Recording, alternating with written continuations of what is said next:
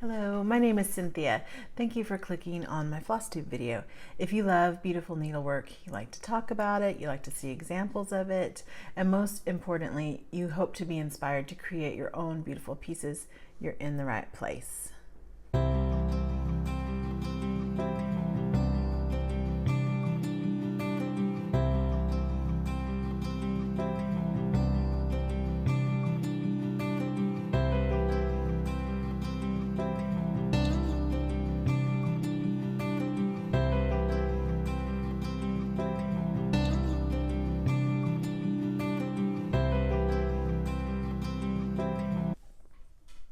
I wanted to start with a few shout outs for Flosstubers that I found recently, or that I didn't realize had floss tubes and had enjoyed on Instagram or someone I had met. The first one is the Calculated Stitcher. I've heard several people shout her out recently. Her name is Jennifer, and I actually recognized her when I think Daylene shouted her out, or maybe it was Olivia.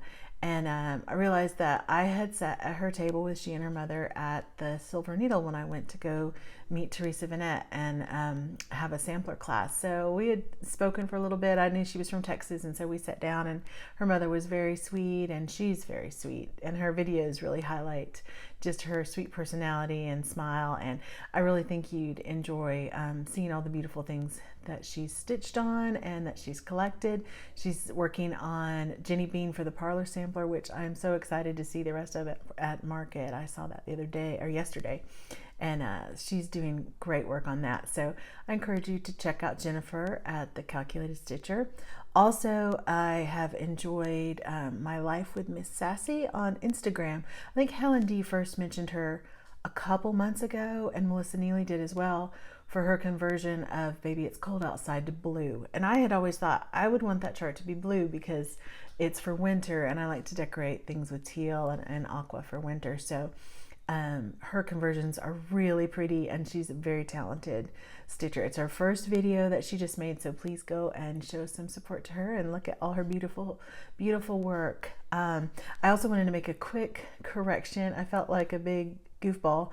I named Annie the Joy-Filled Stitcher in my last video and didn't even catch it until a couple days later. I was playing back something and thought, her name is not Amy. She's always reminded me of my cousin Amy. So for some reason I said Amy, and I've already apologized to her, but we're going to be meeting at the stitching retreat in April for Stitching Texas. So I will be able to apologize in person, but I wanted to clarify that because I said her name wrong.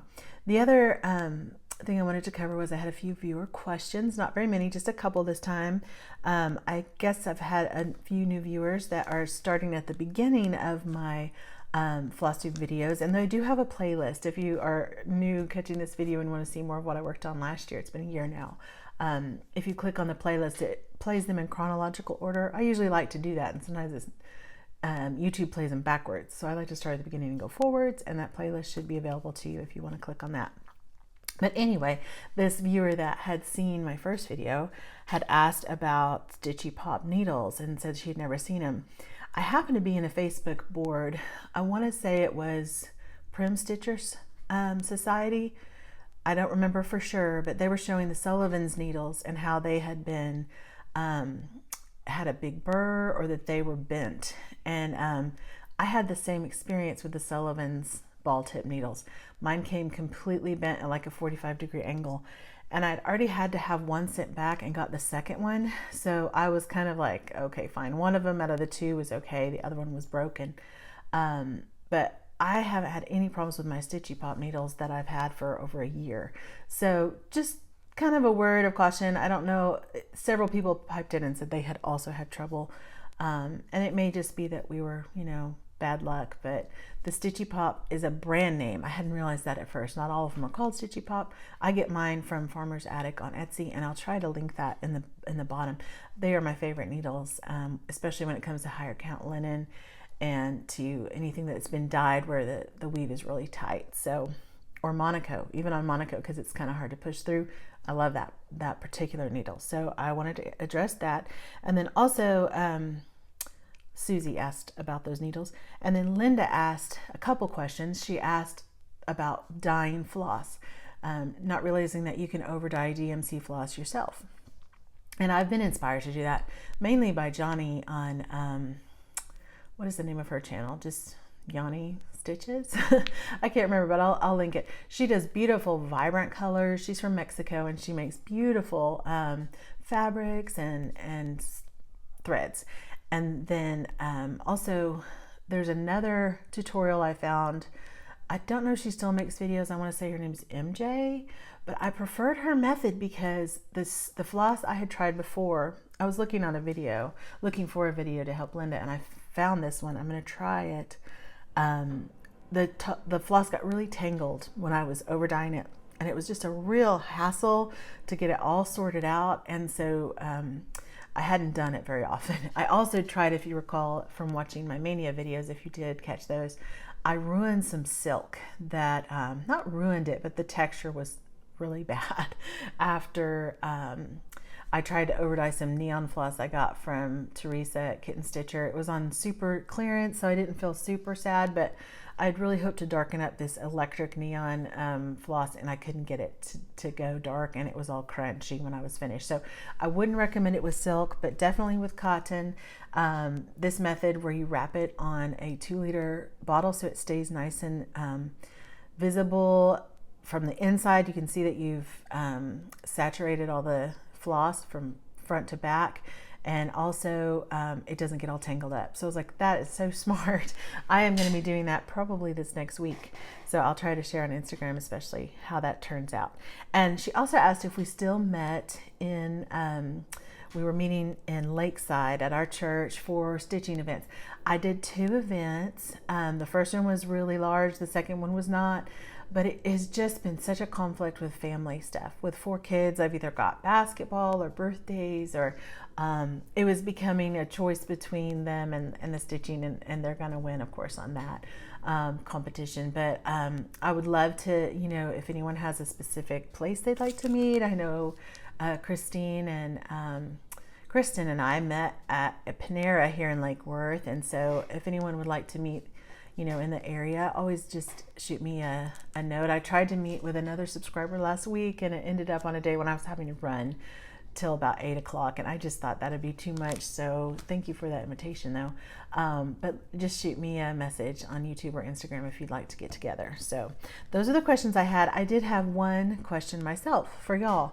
I have been looking for a cross stitch software package that's not terribly expensive. I'd like to stay under $50 if possible. That's compatible with Mac. I'd looked at PC Stitch and realized, I'm on a Mac. I don't think it would be compatible. And there is a Mac Stitch, but I didn't know anything about it. So if anyone has any recommendations, I'm thinking of Lynette and some others that have done charting yourself. Let me know, especially if it's a Mac, or if you know of people that like certain Mac software. I have a new pattern that I've designed. I was particularly thinking of Marlene and wanting to send her something, and I designed a little pattern, and I'd like to be able to do an Etsy shop. I have actually about 3 patterns that I want to put out there. One for free because I did my Christmas rules, and a couple people had asked for that. So I need to get some charting done, and I don't have the software. If you would help me out on that, I would appreciate it. The other thing that you probably already know from the title of this video is I wanted to show you my fully finished object. I may start with the tutorial of how I finished my Jenny bird.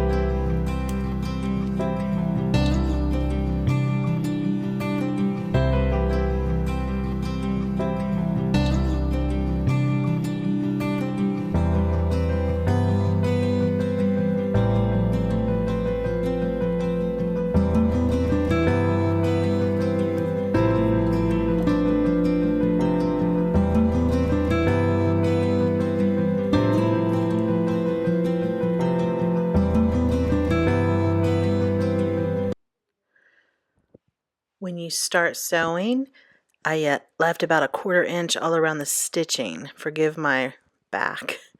And if you have to course correct a little, you can go in and make the stitches a little bit tighter so the curve is more smooth. I didn't do this perfectly, but I got it a little bit more improved. You also need to clip those corners with a little bit of a jagged stitch and be really careful not to clip your stitching. Then turn it around, being really careful of the stitching, and leave a hole at the bottom or at the back, whichever you prefer. And you're good to go. The sleeve is tricky. You have to take your time and get the beak, but it really wasn't too bad. And then let me show you the final result. And she's not perfect. Remember, only God is perfect. Some of us get close, but not all the way. This was my first cracker, my anthropomorphic animal. And there's some things I learned as I was going through it. I'll show you, or you've already seen on the video, how I cut her out and stitched her together, and kind of how I lined everything up. But when I was turning her, when I was taking the seam out, I had a few little hiccups in her head, especially. It's a little bit bumpy. Now, as I realized it, I could have taken it out, turned her back wrong side, and stitched a little better, but I'm kind of tired of this project by this point. I was like, good enough, you know, good enough. Done is better than perfect. But in retrospect, I would, especially on these really tight curves, like her sleeves were really tricky.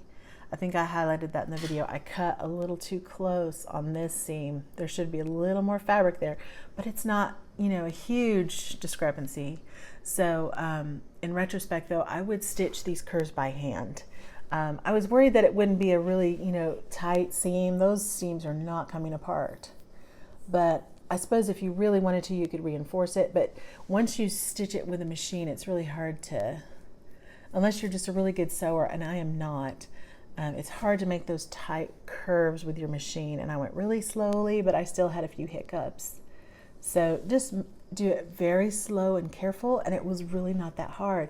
I stitch her, or I stuff her, I didn't show that in the video, with just polyfill, but I also add, and I did this with my strawberries too, I add these little gems from, I don't know if they're for fish aquariums or floral arrangements. You can just get them in a little mesh bag from Walmart.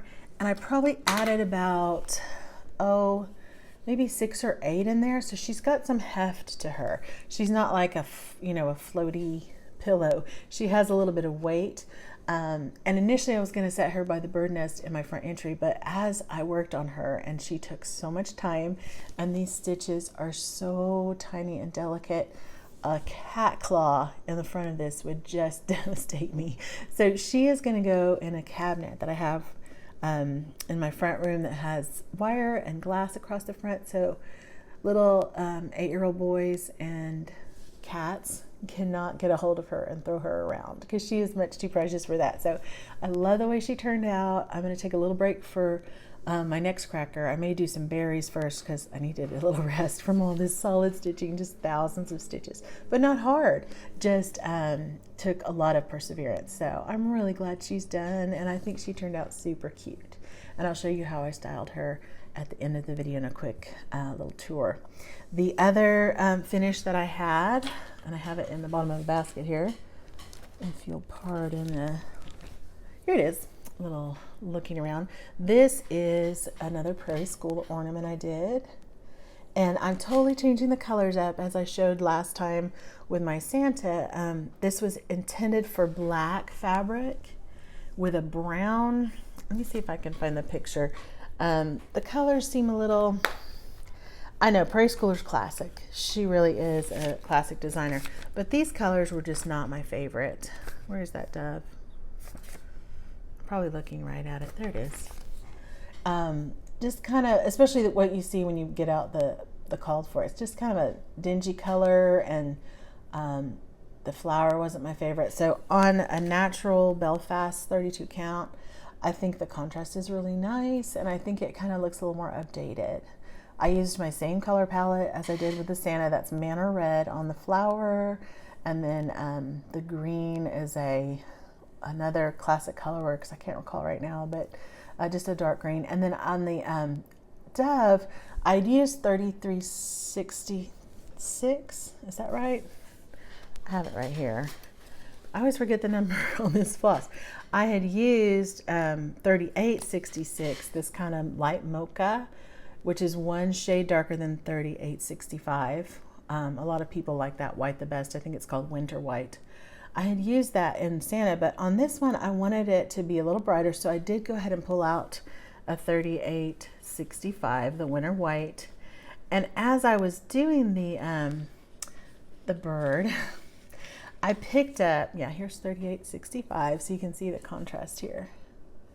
As I was stitching 3865, I accidentally picked up some 3866 on the bottom there. And I had done a good, 20 stitches and realized it and thought, well, maybe this will give it a little more variegation and make it look like it's kind of shaded. And I'm glad I did it. So I purposefully, from then on, put in a few lines here and there just to kind of give it a little more interest. And I was kind of glad that happy accident happened. It was serendipity.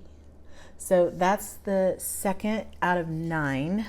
The next one I think I'm going to do is the rooster, except he's going to have a black or a espresso brown, whatever that dark brown is, and a white body from just DMC. So that one is also going on Belfast, and that's my next start, and probably car pickup line today. The other thing, I hope my computer hasn't died, I wanted to talk about was my whips. And I haven't had as much stitching time as I wanted. We had a little sick kiddo last week who was sick over a couple, 2-3 days and getting me up in the night. And so we kind of had a rough week, but I did participate in the Long Dog Leap Day Sal, and I kind of wanted to say oops on that, but then not, because I justified it by having it as a 4-year process. I picked the smallest long dog I could find, and I have wanted to do this particular piece for about a year or more since I first saw long dogs. It's called the Black House. And it's a lot similar to hoity-toity and spangled, one of those, giant pieces, but it's really about 8 by 10. It's not solid coverage, it's a lot of stitching, but I just love that color palette. I say I love that color palette. I love the picture here, which is kind of more of like a burgundy and mulberry color, but I'll try to insert a picture here of an image on Google that I found. And when I went to pick out the DMC flosses, I think it's charted for GAST, for Gentle Arts Sampler Threads. But when you look at the DMCs, they are not what you would expect. One color called Tropical Ocean, which I haven't seen from GAST, but Tropical Ocean is like a light pale green. And I thought, is that really the right DMC for this chart? Several of them were like that. There was one that was the bottom of this flower, the center, is actually a gray, and it was showing the DMC to be this bright blue. I mean, just colors I really didn't care for. So I did do a lot of converting, and I still am figuring it out because I have time, but I haven't done every single color, for example. But I had some Victorian mottos, and so I don't think I'm going to be able to use this blue. That was what was supposed to be the gray, and I started looking at it and thought, no, it was actually supposed to be, in fact, it's called for Banker's Gray, which is that color. So you can see the blue there is way too bright. So I may pick up some more Banker's Gray. I was going to try to avoid that, but here's a chart that calls for it again, and I can't find a equivalent, or I got the wrong one. So I might get like a pewter. But I love these like mulberry colors that are more burgundy. You can see that there. And for Tropical Ocean, I'm using this kind of teal. So these are kind of more my palette. And everything being lined in black, I just love that. Let me show you my small little start. It's not very big, but I got to stitch the woodpecker there in the corner. You can see him. He's in that teal color. And I finished that flower. I did go ahead and use old hickory. I was kind of lamenting how gold old hickory is instead of brown, but for this piece, I liked it. So I did have one overdyed on that, but the rest is DMC, and the 310 is going to be filling in. There's like kind of a row of flowers here and then a bunch of black. But I was playing at the park with my kids the day this sale started, so I really didn't get a lot of time on this, but I was happy to get it started. It's on a 28 count of, dapple. It's a really pretty color. It's kind of a taupe-ish brown, and it has some really pretty modeling. This was from the Silver Needle Retreat, a gift from Judy. Thank you, Judy. I'm getting to use 2 pieces out of what you gave me. But it's not super big, like I said, so I can't wait to work on that on the 29th of each month and just kind of see how that goes. I probably won't show it to you every month, maybe once a quarter if I can make a little bit more progress and show you. But it's such a pretty design, and like I said, I'll have inserted a Google image so you can see all the woodpeckers up the side. I just love her designs, and on those triangles, there's lots of really pretty colors. So I hope I get that to work out. I think I am, and I'm just really happy with how it's working. I also found these baskets. This isn't really hauled, but just kind of as a FYI, if you have an Aldi, they had 2 of these for $5, so $2.50, and they're just perfect for needlework. I can just throw in my threads and not have anything snag or catch. So that was really cool to find. The other thing I worked on is a new project from my friend Nikki that sent this, and I'm a little embarrassed to show this because it's my first punch needle, so please give grace in that area. It's super fun. I love it. I'm not, however, probably doing it correctly. When I looked, I couldn't find the instruction sheet. I had it buried, and I was like, oh no, I can find the colors. I can figure it out. But when I looked at some of the colors, I wasn't supposed to do that bird all in red. It was supposed to be a blend. And the leaves that were started on this, if you recall, when I first got this whip passed on to me, it was 6 strands, which really hurt my hand, by the way. I'm gonna do that differently next time, but everything is in 6 strands. So I kind of felt like, well, let me just keep going. Like it didn't quite turn out maybe the way the instructions said, but I think it is turning out really well. And I've watched a few videos about how to do this. I was watching Brenda Gervais from like 6 years ago. She did a little quick video. I'll try to link that below too, where she uses the Valdani balls, and those are 3 strand. So you can use a smaller needle. It won't be quite as much pressure. If you sit there, I'll sit in one sitting and go through an entire skein of DMC without much time at all, but it does take a toll on your hand. So I think if you're using the finer needle and the 3 strand Valdanis, then you're not going to have as much wear and tear on your hand. If anybody is a punch needle pro or just has more experience than me, how do you separate an entire skein of DMC into 3 strands? Maybe you can't. Maybe you just have to do like big yard pieces, but I like having the whole 6 strands of DMC in the punch needle because it's a little bit of a hassle to thread it. It's not my favorite part. And if I can use the whole 6 strands, then I just keep going. Like I said, I go through an entire skein before I have to stop. I did break the first threader that came with the set, and it was my fault. I forgot which end you're supposed to stick it in, and so I twisted it and it snapped. It's very, very fine wire. So I had to wait. I think I would be finished, but I had to wait for a threader to come from Etsy, and it just came in a little standard business size envelope, no trouble, $3, no shipping.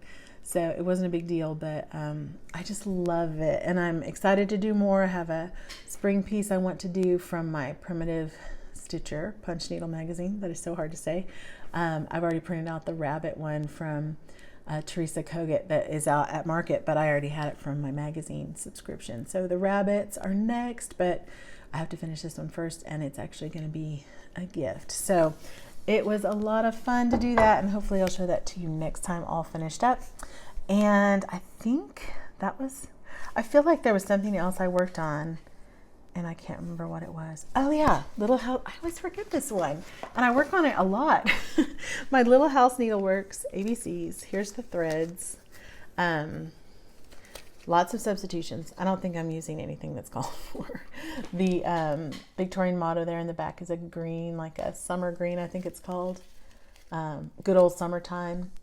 And then a hand-dyed by Rolanda, number 77 is all my lettering and the trees. It has a lot of brown in it, by the way I substitute it, but it's enough of a variegated brown and interesting brown that I'm not mad. And then the silk is from Patchy Pony Stitcher Mel. This is a Christmas gift. Is it Pro 28 or PRO 28? I don't know. But this variegated, really soft pastel silk I'm enjoying very much. And I think of Mel as I stitch with it. So here's where this is. A little over halfway done. I've still got the needle sticking out. Sorry. I was working on that this morning. But I've got the quilt done and the bunnies. They ended up looking almost like cows the way I striped them with the variegation, but that's okay. And then the butterflies are that Pro 28 or PRO 28 silk, and the heart, some of the quilt material. So it's real, not stripy, but real variegated, and well, maybe stripy. I don't know. I just really like it. And the house is that frost teal, which is my favorite color. It doesn't have a lot of variegation, but it's such a pretty color, and I don't think there's a DMC equivalent, so happy about that. And I'll be working on this hopefully over the next week. I have a trip coming to Tulsa, and hopefully I can stitch in the car and get some good work. It's on Aida, 16 count, so it's super easy to travel with and stitch in the car. So those were my stitching whips. I still intend to get back to my Stacy Nash piece, my cabin. I ran out of the floss on the slats of the cabin, so I have to go get some more. And I have more progress to be made on my Brenda Gervais red sampler and Sarah Woodham too. I was supposed to do a mania this week, but I'm trying to evaluate my first capsule as the first quarter has passed and deciding what to do. And I think what I'm going to do is just this last month of my capsule, I'm going to work on what I want out of the 4 pieces and push for a finish on one of them. And I think it's going to be the Stacy Nash. It might be the Brenda Gervais piece. And then I'll allow myself to move on for the next capsule, but I won't allow myself to start another project next winter until these pieces are finished. So I think for both the Stacy Nash and the Brenda Gervais, I want those up on my wall ASAP. So I'll probably just go back and forth with those two instead of introducing a new start for the next capsule, which is April, May, June. But we'll see how that goes. I still have berries to do. I still have my spotted pigs to do, and my Henrietta cracker that's a little chicken. Like I said, I'm going to be pushing her back a month just because I need a break. But that is my stitching and my plans for that.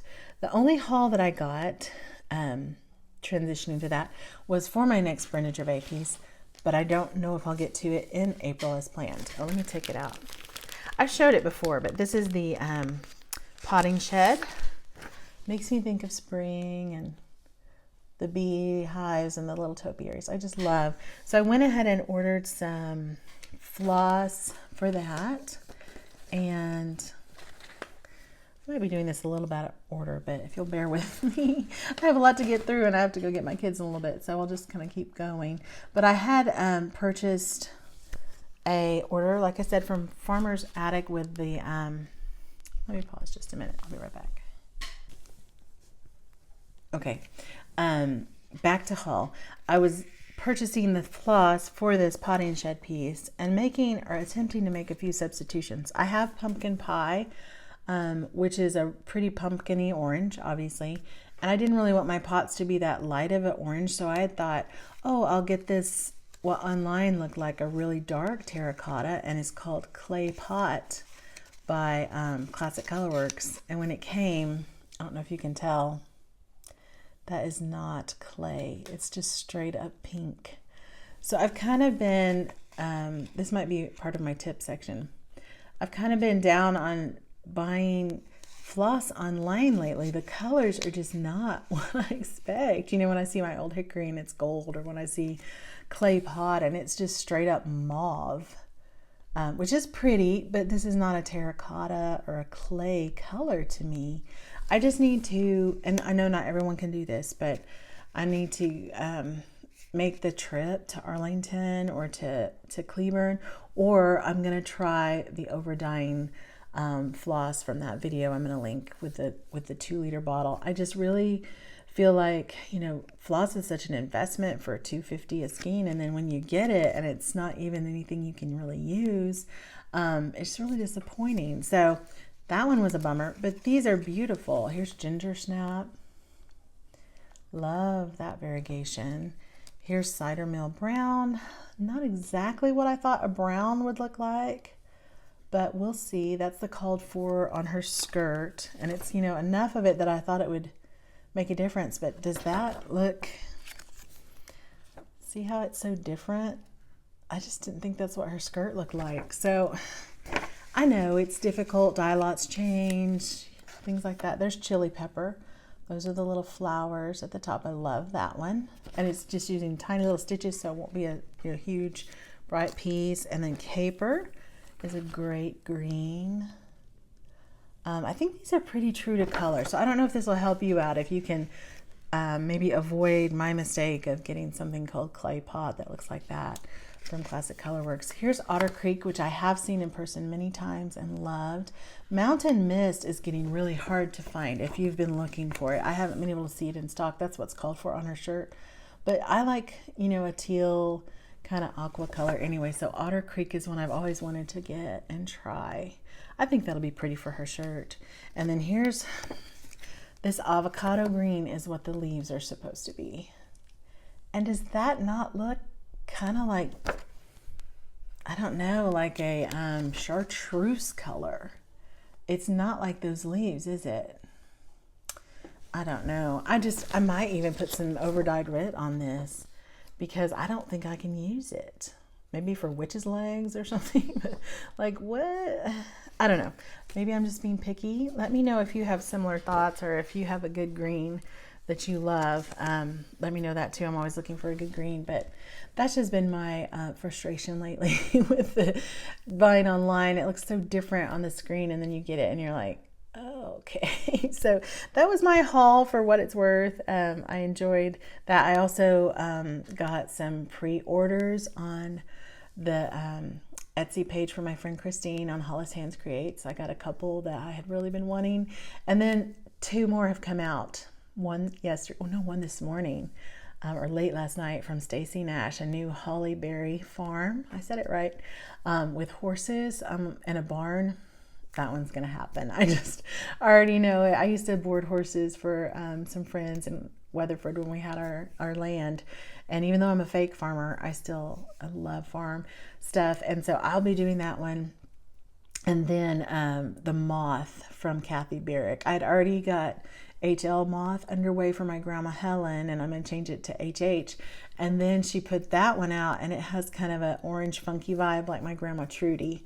So those are going to be in shadow boxes, the 2 of them with pictures of my grandmas, and I think it'll be so pretty. So those are happening. Maybe not until I finish HL, or HH for me will I buy the BR moth, but I just love those. They're so like natural and cool, and so I'm excited about those releases. And segueing from those releases into the giveaway, and I'll show you, this is kind of a finish too for me. I will be giving away, as a subscriber celebration, the Jenny chart. I have so much stuff spread around here. I'm trying to stay really organized, but I don't think I'm doing a very good job. I know I've showed you that chart before. Here it is. But I have no more use for this because I will not be making another one of Jenny. And so I'm going to pass the stash on this. And as a part of that giveaway, because I wanted to make rabbits and eggs, and that will be another giveaway. This is just a kind of in-between pool. But I wanted to give some backing fabric that I've made myself. And I was experimenting. The title of this video, I think, is going to be Finish a Animal Cracker with a Pair of Old Pants. And I have some pictures that I may have already inserted, or I'll insert again, that show this is just a pair of old corduroy pants. And I wadded it up in a mason jar, poured the RIT dye on it, and let it soak. And even though it wasn't 100% cotton, I don't believe, it really did well. I think that looks like a pretty velveteen, even though it's corduroy and it has some modeling to it. You can see that really well. So I'll include that with the chart. I think that'd be a pretty color. I also did a little bit of drop cloth, which I've made all my curtain, or a lot of curtains in my house out of drop cloth. I included that with like an aqua color. So it's a little more rough of a texture. It's not as soft as the corduroy, but it's really a pretty color. And I think that would be pretty for Jenny too, if that's the pattern. I think either color would be really pretty. So there's my giveaway. And oh, let me show you a couple other colors I did, because it was just a lot of fun. And I thought this is, you know, a lot more affordable option than velveteen. This one's really kind of crusty, but for a back of a pillow, you know, it doesn't bother me at all. And this was just an attempt, my first attempt at this, so I think I've learned some things I could do better, but this is kind of a mixture I made myself with scarlet and brown and maybe a little bit of black to make a rust. I thought that would be really pretty for fall pillows. And this was all from the Goodwill pair of pants I had. It was like an extra large men's pair of corduroy pants. And this is a red. I thought this would be pretty for Christmas. And I don't have to use those parts that are kind of wonky. I could probably just use this, but I like it all actually. It's kind of wabi-sabi. So that was a lot of fun. Oh, and then the back of Jenny, if I didn't already show that very well, this is the other corduroy that I used. And it almost just looks like a velvet, and it's really soft. It didn't get crunchy at all. I just dipped it and left it in the boiling water for, I checked it here and there, kind of stirred it around a little bit, but it got mottled because it was wadded up in there. So, and I didn't put it in the oven or anything. I didn't want it to have scorch marks, but that was a lot of fun. So that is my giveaway for my subscriber celebration. And if you would like to stitch Jenny, my question for the giveaway is, what is your favorite market release? And if you haven't really followed the market stuff, let's see if I can get my computer to pull back up. I'm reading notes off my computer, so I lost it. My question for you is, I can't wait to stitch what? So if it's a market release, put that there. If it's not a market release, maybe you're not going to purchase anything for market this time, just let me know. If you would like to stitch Jenny, please be over 18. Don't say giveaway, don't say free. And I think that's the only rules. Just answer the question. I can't wait to stitch ... What is it that you can't wait to stitch? Mine would be that Hollyberry Farm piece with the horse stable. So that's mine. But let me know what you can't wait to stitch. And then I had a couple more updates on primitive pieces, and we're finished.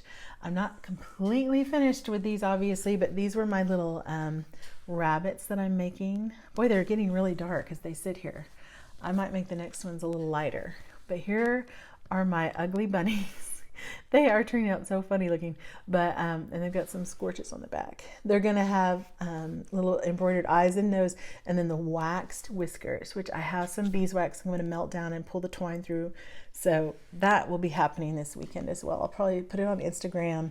And I haven't started the eggs yet, but I got the fabric, and I had a hard time, but this is what I ended up with from let's see, Hobby Lobby. I found these at Hobby Lobby, and keep in mind they're going to be dipped in coffee, so they'll be a lot more like these colors here. And if you get 1/8 of a yard, it's 50 cents. So $2 for all of this. That was all I had for my primitive pieces update. And I wanted to share about the prayer board on my community tab. If you have any questions about that, let me know. But I was able to type some prayers for a few friends, and then see that people were hitting the thumbs up to let them know that their prayer had been lifted up in their name. And I just really think that's a great idea. So I encourage you, if you haven't checked it out, go over to the community tab. Even if you don't have a request, go over there and see some of the needs that are there. Obviously, we need to be praying for the victims of the tornado in Nashville. A friend of mine said that her friend's kids were found this morning or yesterday night. And it was her daughter, son-in-law, and baby grandbaby, and they didn't make it. So it was just like, oh my gosh, I can't imagine. That was very real to me. Out of those 20, however many are dead now. But please be in prayer for those in Nashville that have lost life, and for the rebuilding. And then if you have any needs or anything coming up, just post that on there and we'll continue to lift that up, and I do check that. So thank you again. And as I always say at the end of my videos, in Psalm 90 verse 17, it says, "May the favor of the Lord our God be upon us and establish the work of our hands." I'll see you soon.